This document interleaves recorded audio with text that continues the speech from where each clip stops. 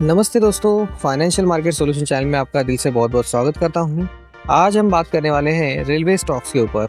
आपने देखा होगा, जैसे ही पिछले महीने में गवर्नमेंट स्टेबल हुई है, एनडीए की सरकार आ चुकी है, उसके बाद फिर से एक बार रेलवे के स्टॉक पिछले एक महीने में बहुत तेज़ी से भागते हुए हमको देखने को मिला है। मगर उसमें से पर्टिकुलर कुछ स्टॉक ही भागने को मिले हैं, बाकी सब स्टॉक्स हमको भागते हुए नहीं मिल रहे हैं। ऐसा क्यों हो रहा है?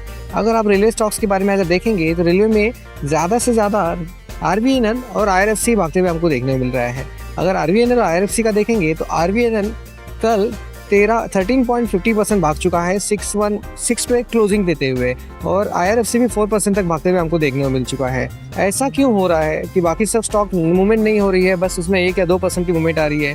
अगर आप कल का रिकॉर्ड देखेंगे, आईआरएफसी के बाद आईआरसीटीसी, एरकॉन, राइट्स, रेलटेल, ये सब कंपनियां भी है, मगर इन सब में मूवमेंट इतनी खास नहीं दिख रही है हमको। मगर आरबीएनएल और आईआरएफसी में मूवमेंट आपको बहुत ज़्यादा मिल रही है और ये बहुत तेज़ी से भाग रहे हैं। इसका रीज़न क्या हो सकता है?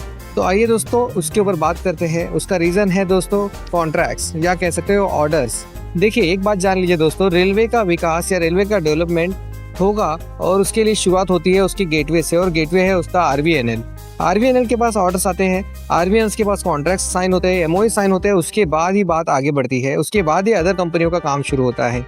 अगर आरबीएनएल की बात करेंगे दोस्तों, तो रिसेंटली साउथ ईस्टर्न रेलवे का एक ऑर्डर उनके पास कल उनके हाथ में आते हुए देखने को मिला है। 202 करोड़ का ऑर्डर है वो, जिसके चलते मार्केट में एक हमारे पास रैली आते हुए 14% के हमको देखने को मिली है। साथ ही साथ एक एमओयू भी वहाँ पे हुआ है, एमओयू हुआ था, उसके बाद ही 10% तक रैली हुई थी, और अनदर और एक ब्लॉक डील भी हुई थी कल। एक बड़े इन्वेस्टर्स ने अपने बेचे थे, उसका ज़्यादा इफेक्ट मार्केट पे नहीं हुआ और ना ही वो स्टॉक पे हुआ, हमको ये क्लियरली दिखाई दे रहा है। 1408 करोड़ का वहाँ पे एक ब्लॉक डील हुआ था।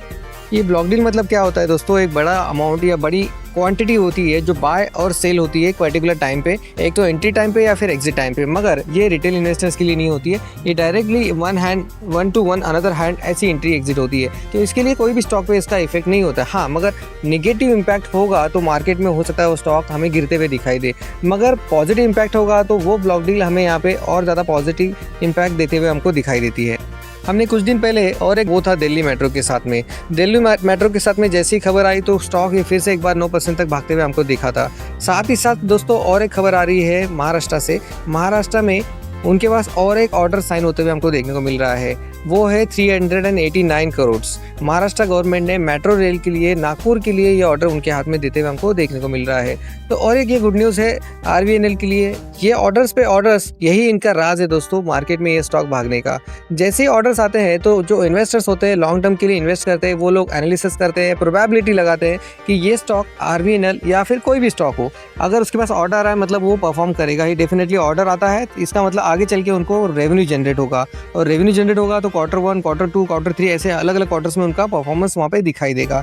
तो वो एनालिसिस करके वो डिसाइड करते हैं और उसमें अपनी इन्वेस्टमेंट करते हैं, जिससे आगे भविष्य में उनको बहुत बड़ा प्रॉफिट होता है। इसीलिए ये स्टॉक्स इमीडिएटली ऑर्डर्स के ऊपर रिएक्ट करते हैं। लॉजिकली देखेंगे दोस्तों, आप और हम भी यही सोचते हैं कि जब भी कोई हमको पता चलता है कि इसमें हमारा प्रॉफिट होने वाला है या मुनाफा मिलेगा हमको, तो हम उसके हिसाब से ही रिएक्ट करते हैं।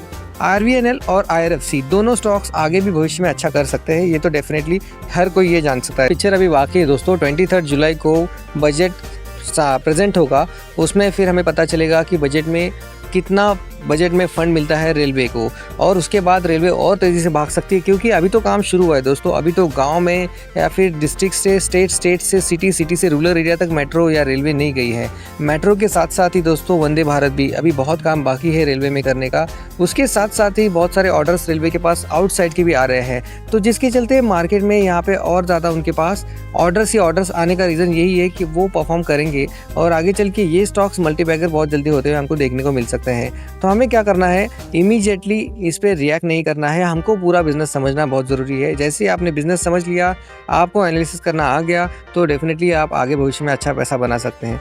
दोस्तों आपको एनालिसिस करके रखना ज़रूरी है, क्योंकि आरबीएनएल का काम यहीं तक ख़त्म हो जाता है, क्योंकि उनको ऑर्डर साइन करने के बाद उसका पूरा प्रोसीजर फॉलो करना होता है। मगर आगे का काम किसका है? आईआरसीटीसी का है। आईआरसीटीसी का काम, जहाँ पे इनका काम ख़त्म हो जाता है, प्लेटफॉर्म बना के पूरा रेल पटरी बिछा के सब वायरिंग वगैरह का काम होने के बाद वहाँ से आईआरसीटीसी का काम मतलब बिजनेस जनरेट करने का काम शुरू होता है। मेट्रो का भी वैसी सिचुएशन है। तो इसीलिए आपको ऐसी कंपनी को भी देखना पड़ेगा कि सिर्फ आरबीएनएल के पास ऑर्डर आने के बाद वो अगर भाग रही है, उसके बाद क्या ऐसा एक पर्टिकुलर टाइम तक हो सकता है, मगर उसके बाद अगर ऑर्डर आना बंद हो गया तो ये स्टॉक नीचे भी आ सकता है। तो मल्टी बैगर होगा डेफिनेटली, मगर कहाँ तक होगा, कितने लिमिटेशंस तक होगा, ये कोई नहीं जान सकता। तो ये वीडियो से आपको कुछ बातें क्लियर हो गई होंगी कि आपको कौन से स्टॉक्स को फाइंड आउट करना है, कैसे फाइंड आउट करना है। अगर ये वीडियो आपको अच्छा लगा हो तो प्लीज़ लाइक, शेयर और सब्सक्राइब करना ना भूलिए। मिलते हैं अगले वीडियो में, तब तक के लिए थैंक यू वेरी मच।